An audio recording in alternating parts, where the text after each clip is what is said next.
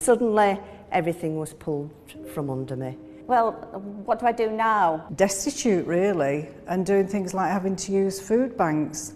I mean, it really is that bad.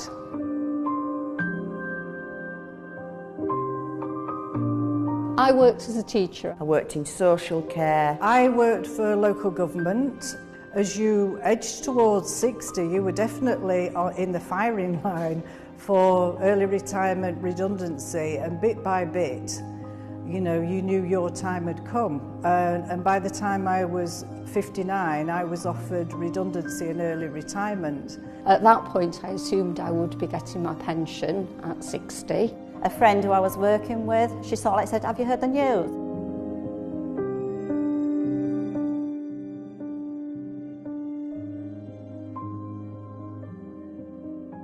In 2011, suddenly heard on the radio the pension age was going to change.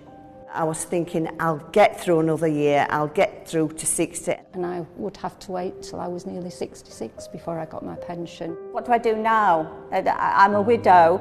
I have to survive on this. They'd already made decisions about their future, didn't have time to change and sort their finances out. I know lots of people have had to sell their houses, they've used up the savings, they've been left destitute, really, and doing things like having to use food banks.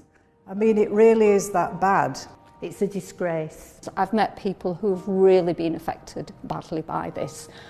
One lady had finished work to look after her husband. He died suddenly, they lost all their money, had to start applying for job seekers. We've worked and kept the country running, we've paid our stamp.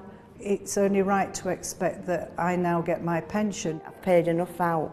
I've worked from being 15 years old.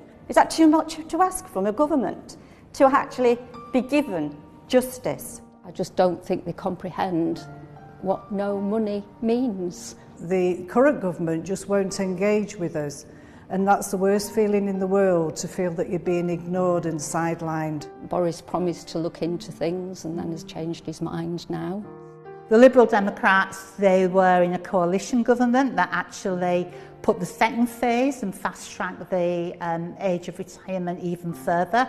I don't feel that the current government can begin to understand the problems in deprived areas, people in communities which are struggling and women who are struggling. We need a government that can stand up and stand for us, and at the moment we have not got a government that is standing for the people.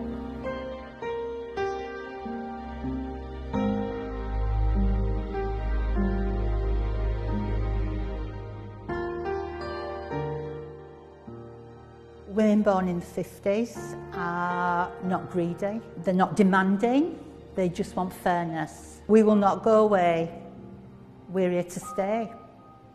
Please take an interest in this issue, because this is us today, this is you tomorrow, unless we fight now.